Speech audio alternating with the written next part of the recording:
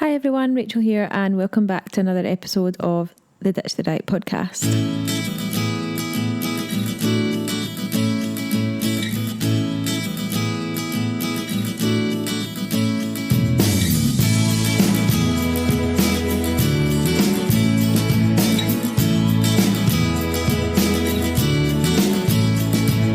So I am so excited about today's episode, not only because it's on a topic that we haven't covered yet on the podcast, but also because I have one of my favourite guests to the podcasts back again, and that is Tom Bainbridge from the BTN Nutrition Academy.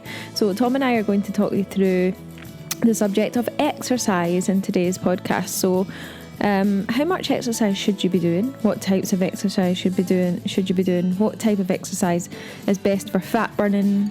What exercise is best for losing weight?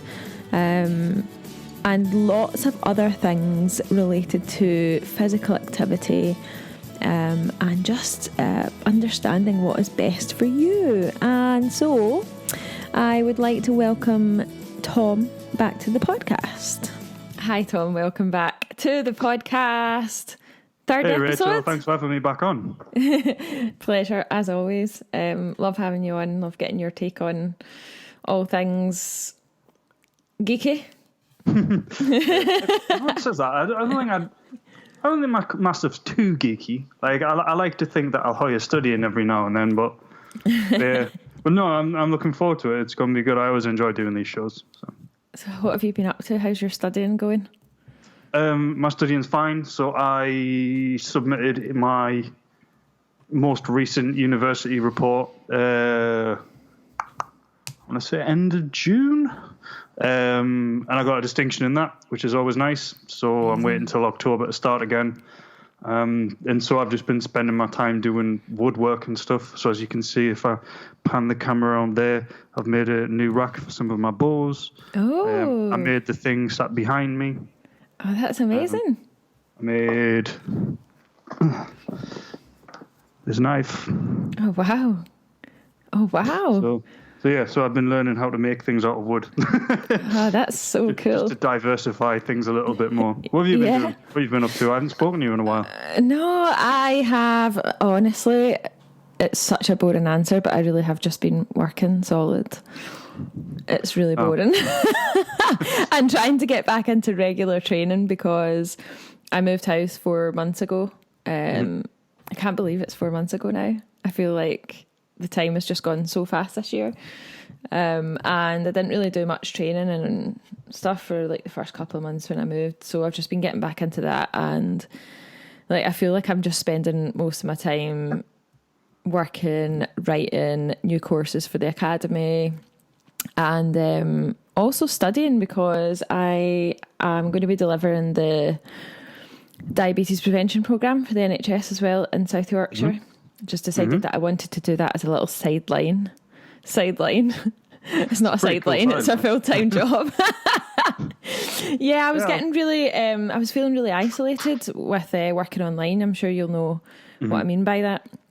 And then moving from Glasgow to a completely new part of the country and not knowing anyone. So I thought I really want to like get back out into the community and start coaching real people again. So this opportunity came up and I thought, why not? So I've been doing a lot of stuff for that and a lot of learning, training, all that kind of stuff. So I suppose, in a way, I have been doing a lot more than just working. Been learning as well. That sounds pretty exciting. How are you finding getting back to training, having not been doing it for a while? Because I know you do CrossFit, which is not the easiest kind of training to sort of ease yourself back into exercise, is it? No, it's not. It's been really frustrating. And I actually had like, you know how when you go to the gym sometimes you just have a really shit day, like a really crap workout, and you leave and you think, I'm shit, I'm so weak. This has been happening quite a lot recently because I find that I've been going to do stuff that like maybe like a year ago I could do with ease, and I've been really struggling to get back into it. I could lie and say that it's been easy, but it's really not. It's been a big struggle.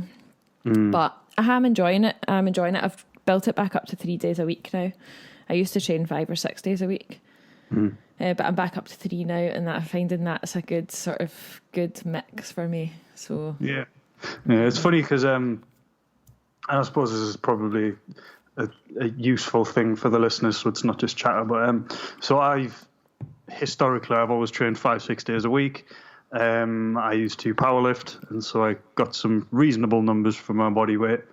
But I just kind of fell out of love with training about a year and a half ago. Just basically got bored of it.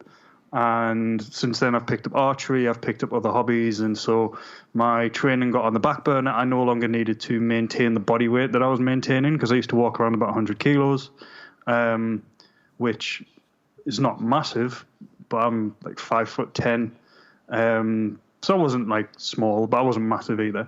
But it was a chore to keep that on. I'm the kind of person that I would be eating about 4,000 calories to maintain that, and it was just a pain in the arse.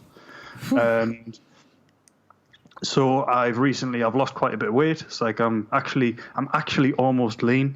I'm down to about 80. Hashtag abs.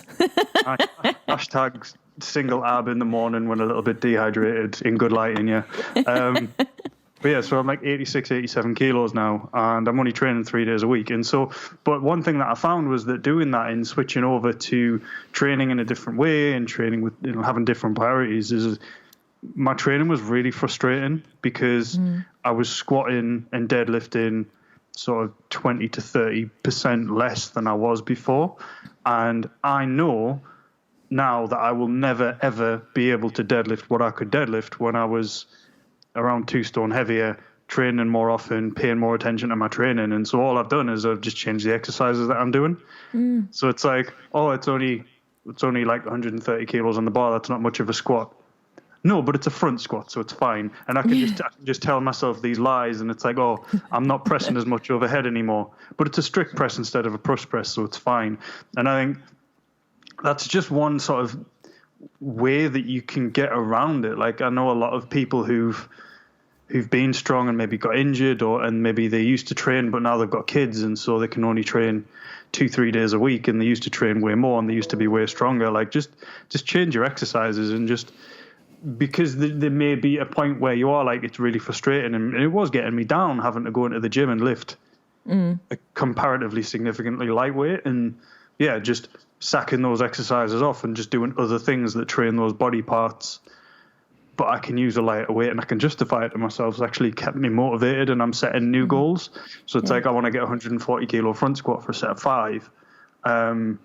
Now, if I squatted 140 on the back squat for a set of 5, I'd be really upset with myself, because it would be difficult, and it really shouldn't be. But so new goal. So I totally feel you. Yeah, that's exactly how I'm feeling at the moment. Like, I'm walking up to a bar that I used to be able to lift like more than that, and like yesterday I was failing lifts all over the place, and it was just a bit frustrating. But I'll get there eventually. Of course you will. And I suppose that leads on to the topic that we're speaking about today, which is exercise. And it's not something I've really spoken about in any great depth on the podcast yet.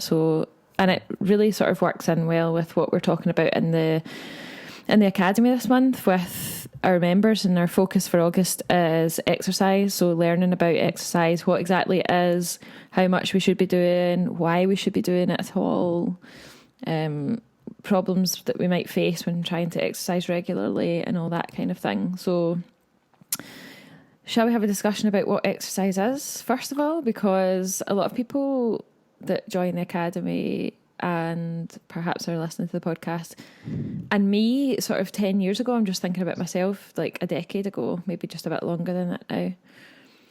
Like, I knew that I should exercise. I knew that it was good for me, but I didn't really know where to start. I didn't really know. There's so many different options. I was like stuck in this deer in the headlight situation. So if you had to define exercise, what would the definition of it be for you? Yeah, so I'm not that I'm that well known, but I'm sort of known by the people who do know me as like a nutrition person, but really I'm probably more of an exercise person. Like, this is the topic that I was most interested in always, so quite looking forward to talking about it. So there's a little bit of sort of nuance around the term exercise, because when we talk about exercise, people will use three different terms as if they're interchangeable, and those three terms will be activity, exercise, and training.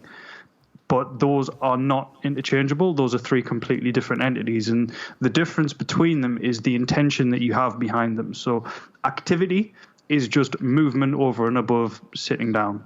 That's all that is. It's not purposeful. It's just movement. So activity would be something like you walk to the shop. It would be you're cutting the grass. It would be you're tidying the house, or you're walking to work, cycling to work, that kind of stuff. Exercise, I've pulled up a dictionary definition here. So that would be activity requiring physical effort carried out to sustain or improve health and fitness. So that's slightly different to activity because it's purposeful. You're doing it to improve your health and fitness. And so that would be what most people do in the gym. It's basically what I do in the gym now. And then you've got training, which is very similar to exercise, but it is based around a specific goal. And so, for example, if you are wanting to be really good at CrossFit, when you go into a CrossFit box, you're training because you're trying to improve your ability to complete those movements, either in terms of being able to do more weight, do it in less time, do more reps, etc., depending on the sport. Powerlifting, your training is so that you can increase your 1 rep max on the 3 competition lifts.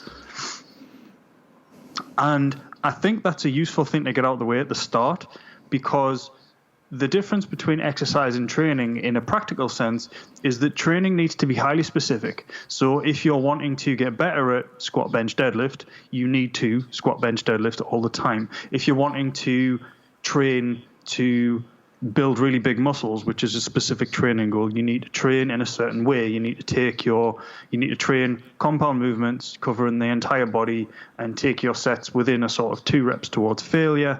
Do a reasonably large amount of volume, etc., etc. All of that needs to happen because that is what's necessary to reach that goal.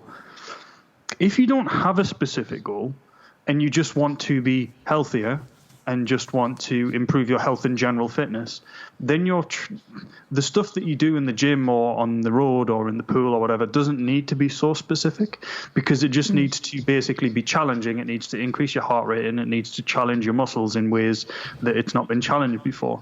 And I think that will lead into what we talk about later, but that's the difference between exercise and training. And I think the two are often conflated because the people who write blogs and the people who do podcasts about this kind of thing are usually people who are quite athletic. They're people who do have specific goals. So if I was to sit and do a podcast about exercise and activity and training, my bias would be to talk about it in terms of getting stronger, because that would be my personal goal. But that's no longer exercise, that's training. And so my bias towards this would be to recommend certain kinds of activity that are specific to specific goals, even though that's not necessarily what people want to do. And I'm sure as the conversation goes on, we'll elaborate on that, why that's important.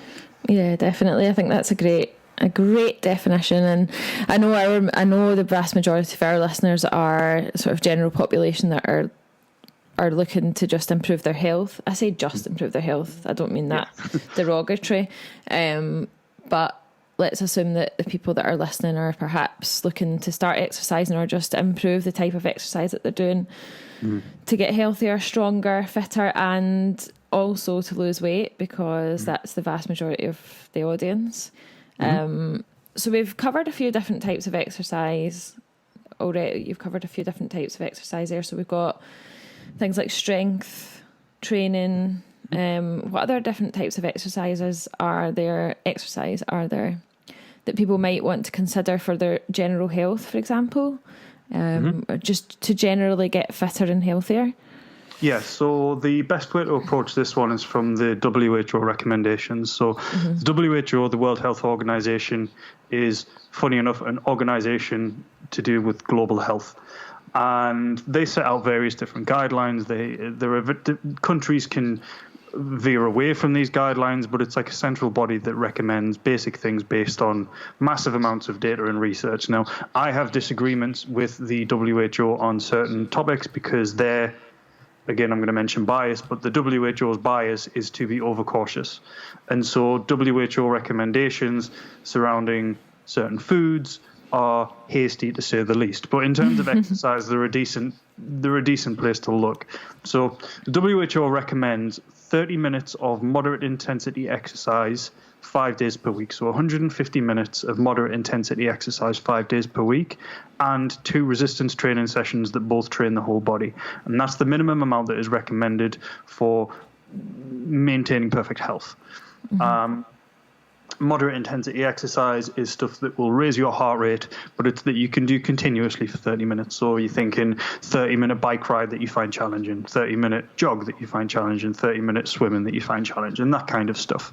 And of course, you can think of you could do like a martial arts class, or you could do a Zumba class or spin class or something like that. 30 minutes of that 5 days per week. And so there's that. Or you can do 75 minutes of intense cardiovascular activity per week, plus 2 resistance training sessions. Intense stuff would be like a really hard spin class. You could maybe do some hill sprints. You could push a prowler. You could do the stereotypical hard training stuff. Or you can do a combination of the two that culminates in somewhere between 150 and 75 minutes. So that's the recommendation. And I think that's a decent recommendation. The problem with that recommendation is, however, that is going to involve probably doing something pretty much every day, and that's not realistic for a lot of people straight away. Now, it's something that is absolutely realistic for almost everybody at some point. Like, most people can get to the point where they can set aside 30 minutes a day, 7 days a week, to look after their health. And I think one of the big problems that we have as a society is that we view this as something that's optional. Now, of course, everything's optional. You're free to do whatever the hell you want. But it's not optional in terms of you can't avoid it without facing consequences eventually. And so it is something that most people would benefit from really considering. And again, that 30 minutes of moderate intensity exercise, that could be a brisk walk. Like, it doesn't have to be something that requires equipment. You don't have to go to the gym. You don't have to go to anywhere specific to do it. You can literally walk around your housing estate for half an hour if you wanted to. But it's something that's recommended that people do. The important thing to remember, though, is that there's been studies where people do like 20% of that, and it still benefits. So even if you literally go out for a walk twice a week for half an hour, and it's like a brisk walk that you personally find challenging, wherever your fitness level is at the minute, that is better than nothing. And it really is a situation where something is better than nothing in basically every way that you can think about it as far as exercise goes. So people listening to this might be thinking, oh, well, I can only go to the gym once a week. What's the point? There is a lot of point in going to the gym once a week if that's all that you can do. Not only because it might lead on to, well, once you've gone once a week, once that's become a habit, you might start going twice a week, and then you might start going 3 times a week, and then you might start going for walks outside of that, and you may incrementally increase your exercise intensity. But because that one session a week will make a difference on its own. And there's a lot of data to suggest that. But in short, the recommendations are to do something around that. So 5 days a week of moderate intensity cardio, 2 days a week of resistance training that covers the full body. So that will be 2 full body sessions. Now, that can be with weights, it can be body weight, it could be aquarobics if that's what your fitness level dictates, but that's what it can be. And obviously, there is ways that you can deviate from that. If you're doing resistance training 4 days a week and it's intense, that'll probably cover your cardiovascular needs as well. Like, this isn't something that you have to do. This isn't like a prescription. This is a suggested amount, but that's a good way to start. And that cardio stuff can be it can be anything. I mean, usually in that recommendation, it includes like vigorous housework, whatever the hell that is. Extreme housework. Yeah, like really aggressive mopping. But you can go for a brisk walk. 10,000 steps a day is a recommendation that was more or less pulled out of someone's backside, but it's a decent one to give. It could be swimming, it could be cycling, it could be lifting weights, it could be doing martial arts, it could be a lot of different things. But if you get moving in a way that's a bit challenging for 30 minutes a day and go to the gym twice a week, you'll be in a pretty good shape for health. Yeah, I totally agree. I think when I first started out, I had the perception that I had to be pushing myself to like vomit level, like 5 days a week. Otherwise, it just wasn't worth it. And I suppose it's like it's similar to the sort of research that's out there about, eating more fruits and vegetables as well. Like, even if you eat one more portion of vegetables a day than you do at the moment, it has benefits to your health. Same with exercise. Like, even if you're doing a tiny bit more than you currently are, even if you are going out for a walk just once or twice a week and it's more than what you're currently doing, then your dosage is up, so the benefits you're going to get from that are much higher. So it sort of reduces the barriers for people that they put up on themselves because of this perception that exercise needs to be like what you see on Instagram and YouTube and Facebook, people just like lying there in a pile on the floor, sweating, dying off, like me yesterday. But that's not what I do every day. So I've just pulled up a study here. Hold on. Blah, blah, blah, blah, blah. So data from 12 whales of National Health Interview studies linked to National Health Index were observed. Compared with inactive individuals, those performing 10 to 59 minutes a week of physical activity had an 18% lower risk of all-cause mortality. So 10 minutes per week. That's and amazing, that reduced risk of all-cause mortality by nearly 20%. Like, that's something that most people can get on board with. Oh, absolutely. And so we've talked about how much the average person needs to exercise a week for health reasons.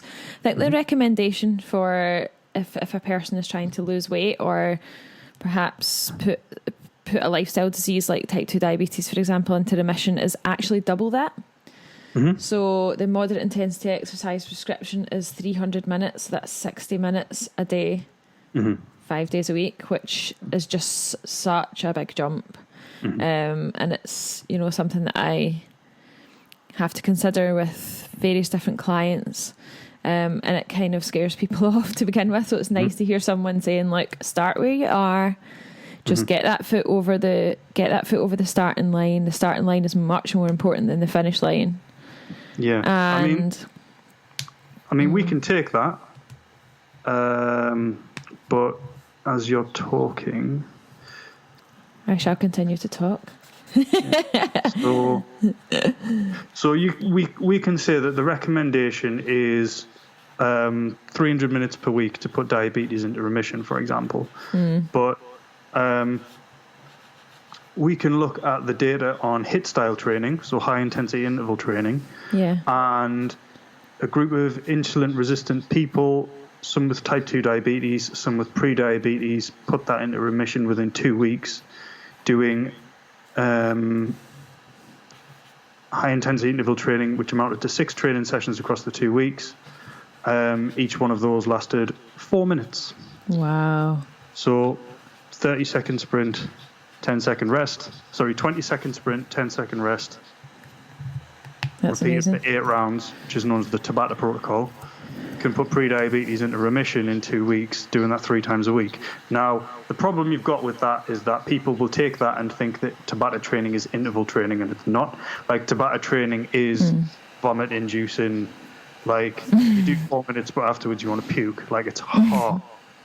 But I just kind of wanted to raise that just to say that while the recommendation may be for 600 minutes of moderate intensity activity for people who are overweight, obese, potentially with diabetes, you can get results with less than that. We know from decades of research that the main thing that puts diabetes into remission, the main thing that gets rid of obesity is a calorie deficit.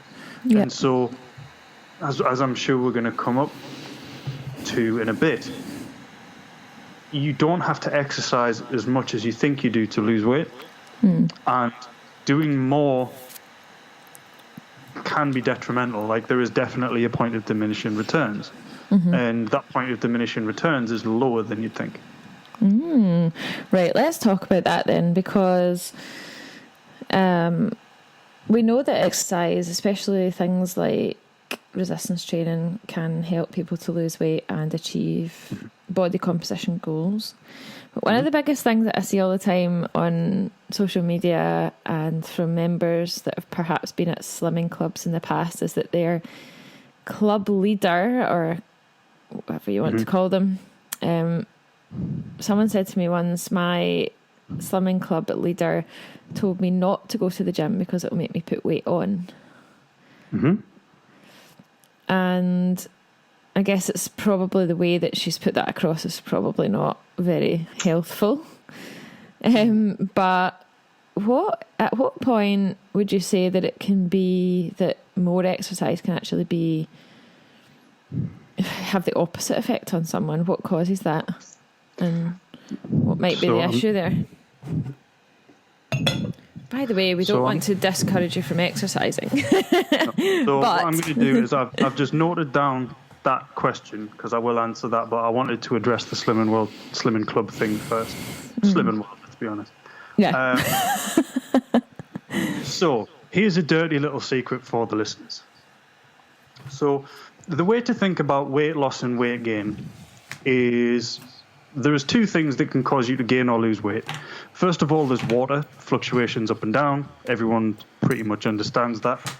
But then the other bit is a change in energy storage.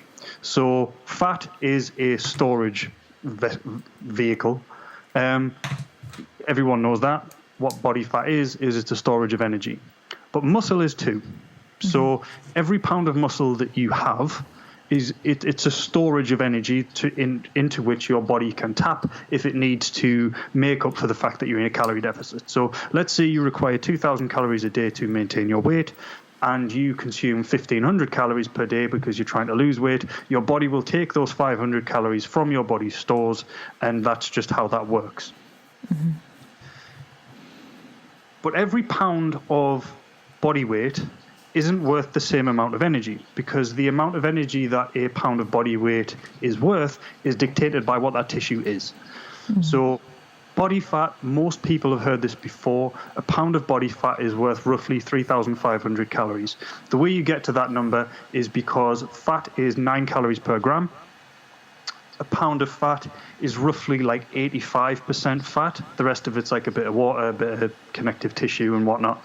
And so if you math that out, a pound, 85% of it's about like 390 grams or whatever. And then you math that out, it comes out about 3,500 calories per pound of fat. Mm-hmm. So you would need to be in, and it doesn't work strictly like this, but this is illustrative of the principle, you would need to be in a calorie deficit of about 3,500 calories in order to lose that pound of fat. Mm-hmm. Now let's look at muscle tissue. Muscle tissue is made up of protein, partially. And the protein is worth 4 calories per gram. Mm-hmm.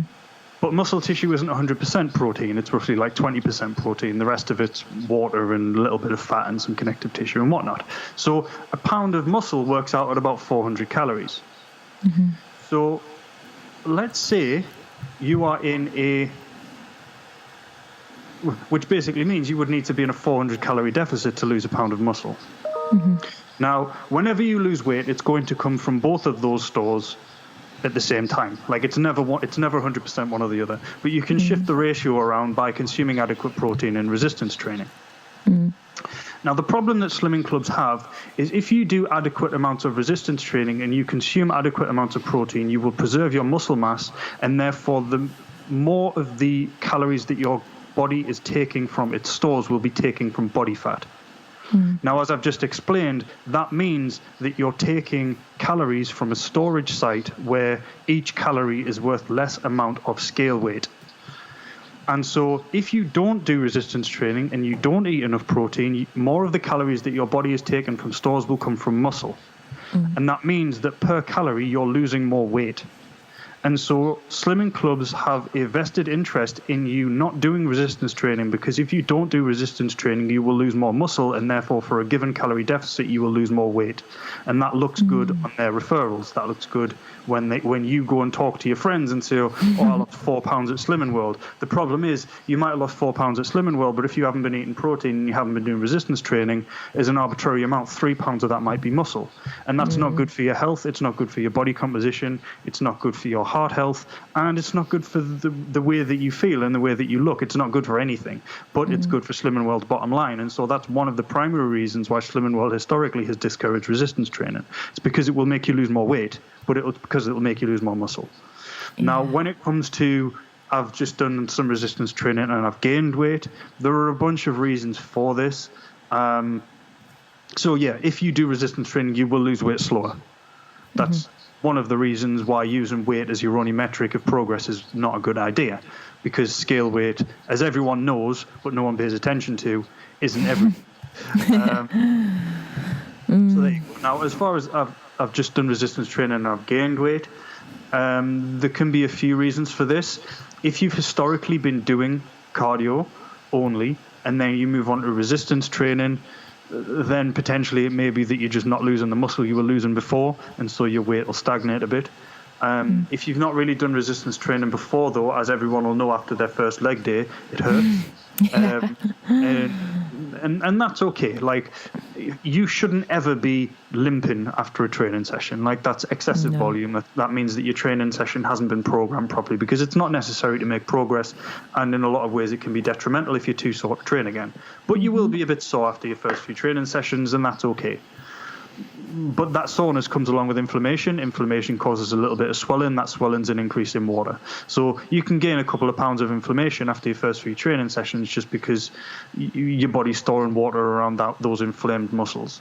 The other side of it is, if you do resistance training, when you do resistance training, your muscles become able to store more carbohydrate. Your muscles become able to store more glycogen.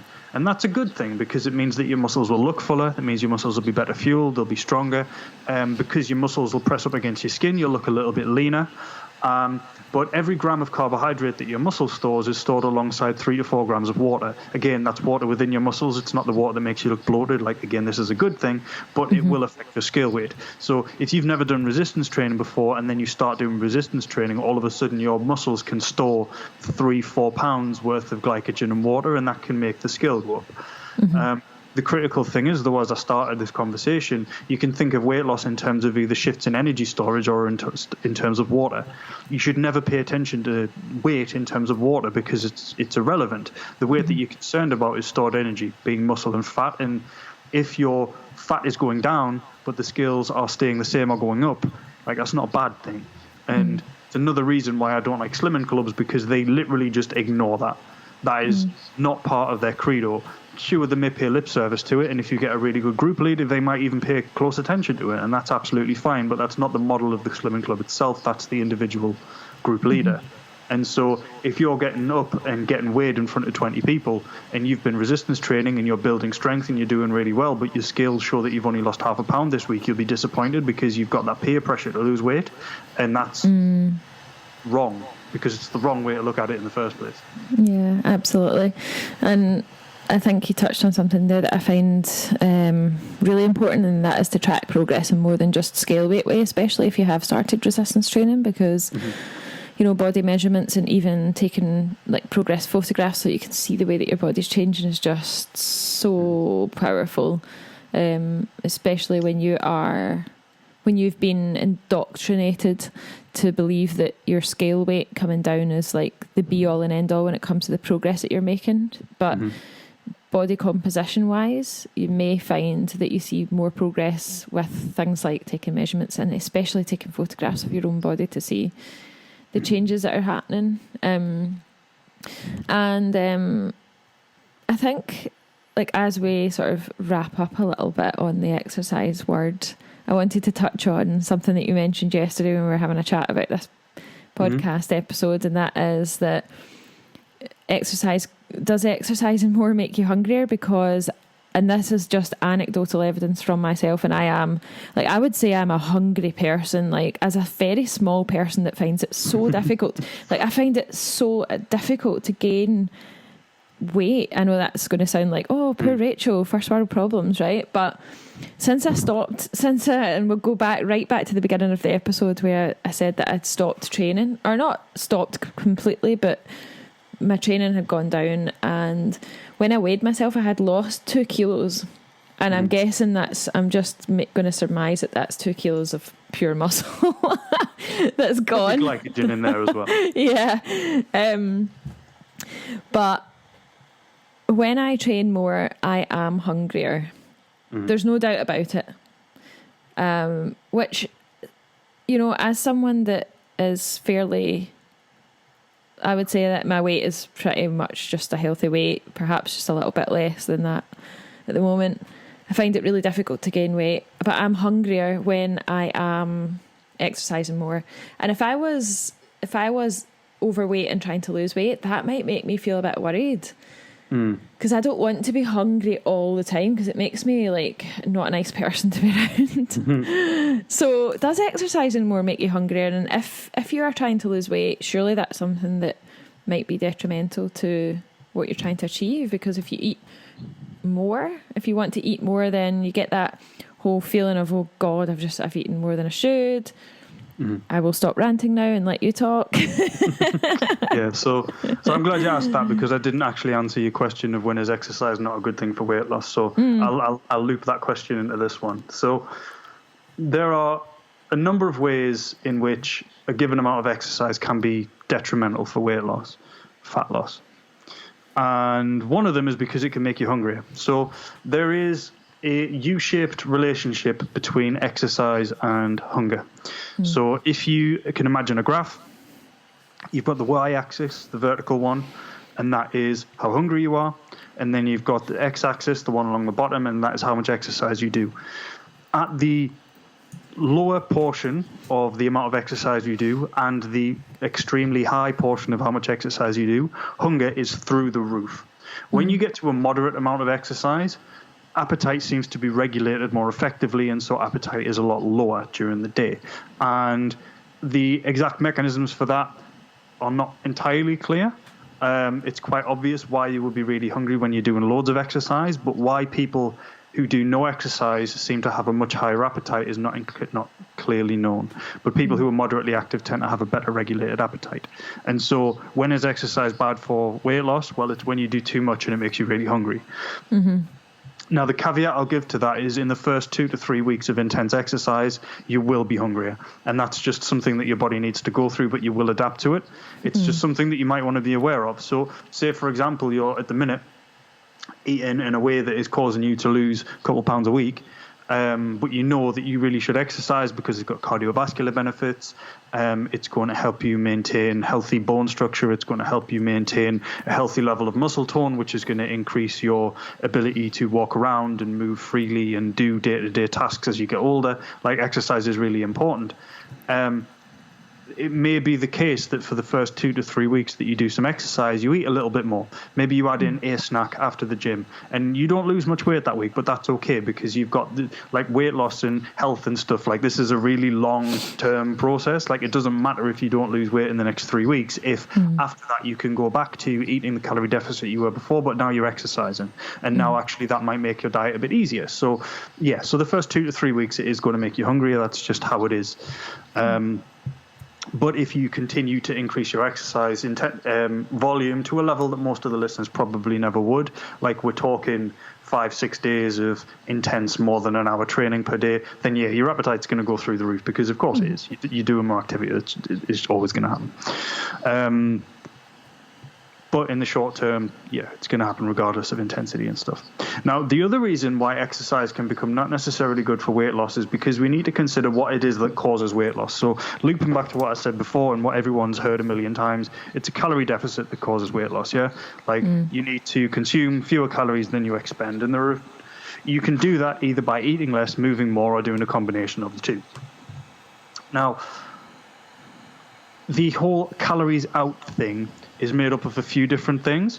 You've got your basal metabolic rate, which is just the amount of energy that your body requires to just exist without shrinking. But that would be if you were lying down on your back not doing anything.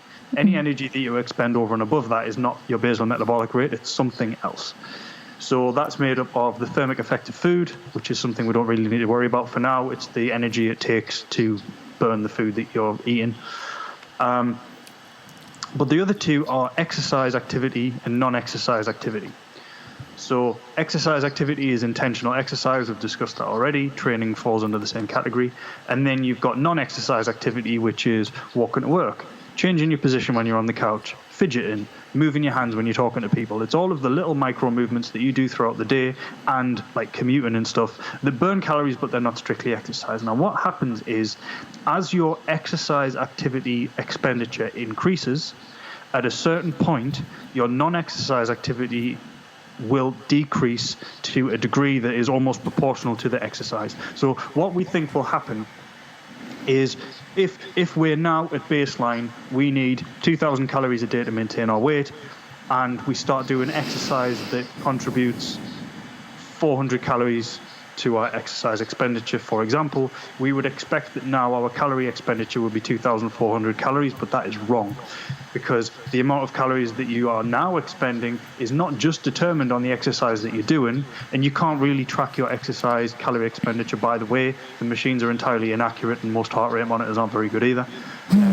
Just to chuck that in, unless you're doing continuous sort of marathon style training, they're not designed for it. So if you're looking at your Fitbit and trying to track your calorie expenditure from a CrossFit session, it won't work.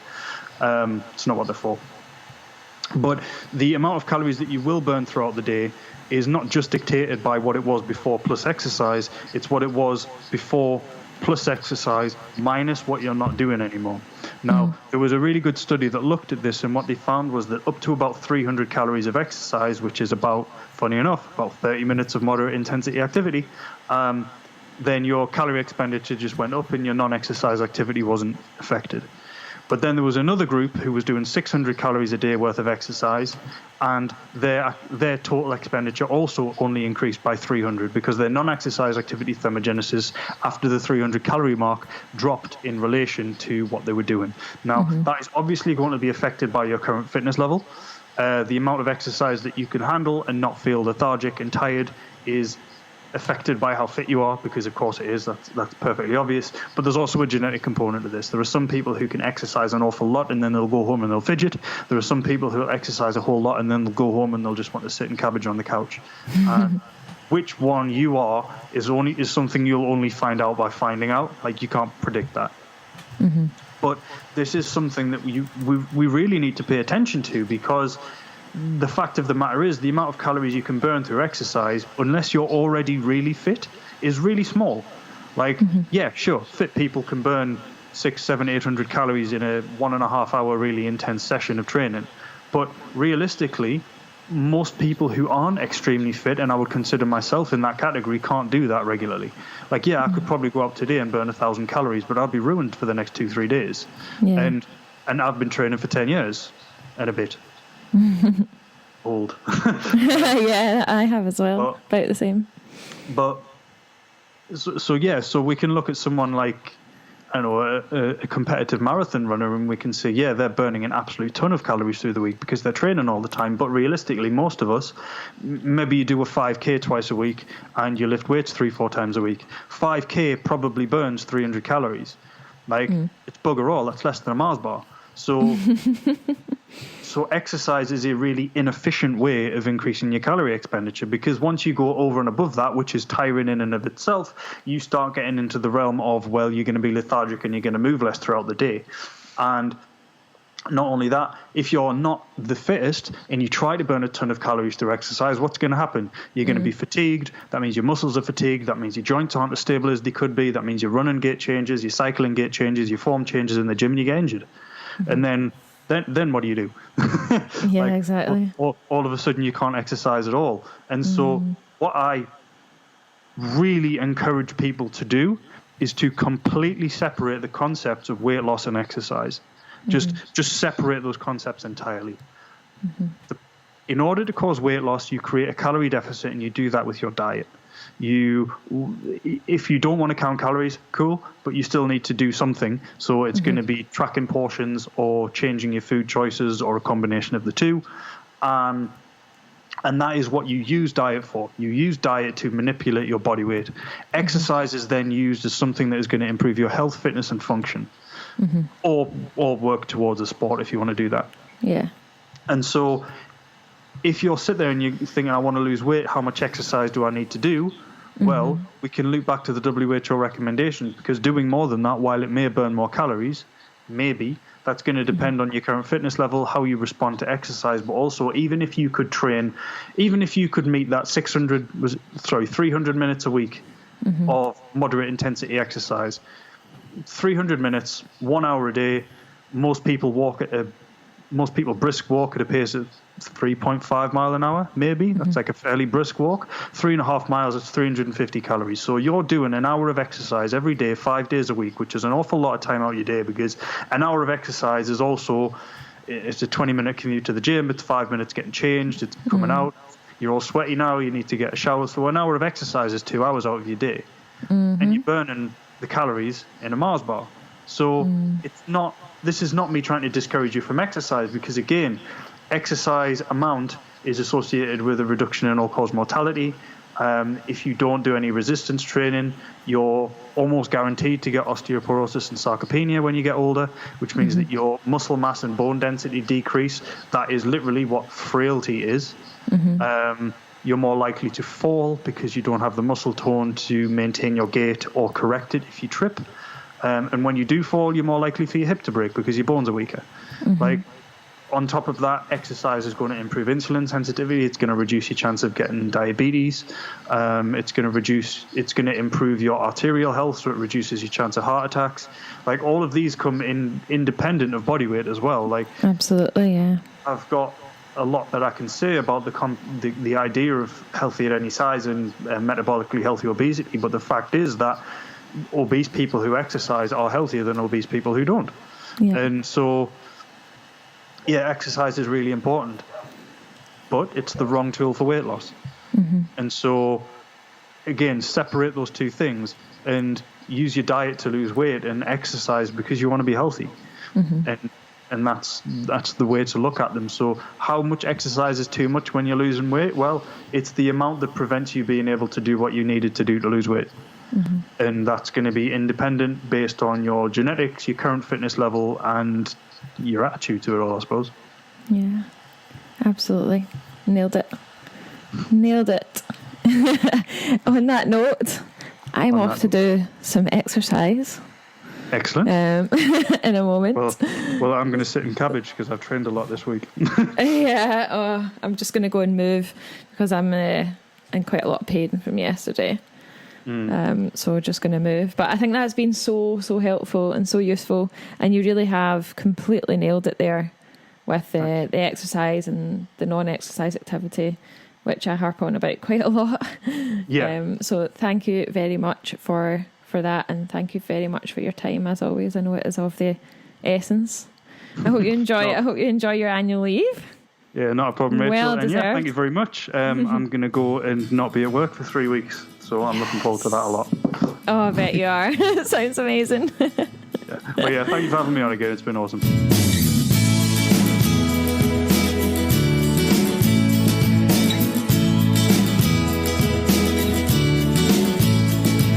Tom, you are a legend, you are a wealth of knowledge, and I just know that the listeners are going to have really enjoyed this episode as much as I enjoyed recording it.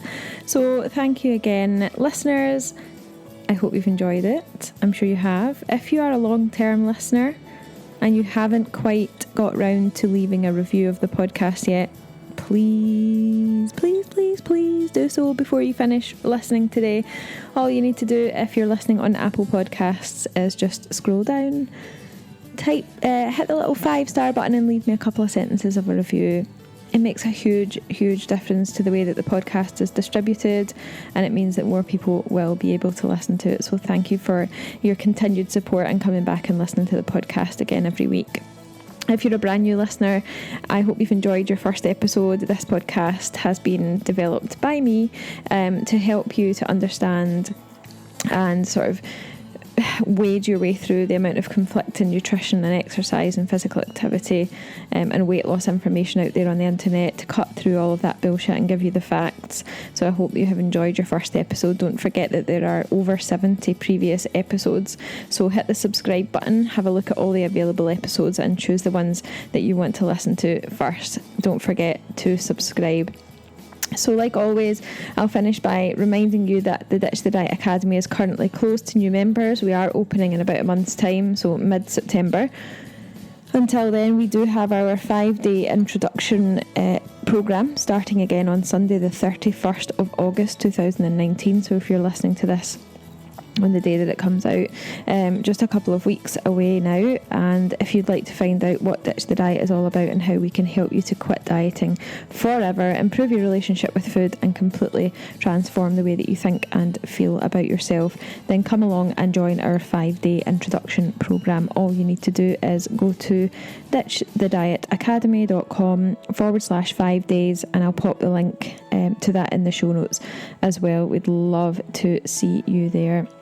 Again, thank you very much for listening, and I'll see you again next week for another episode of the Ditch the Diet podcast.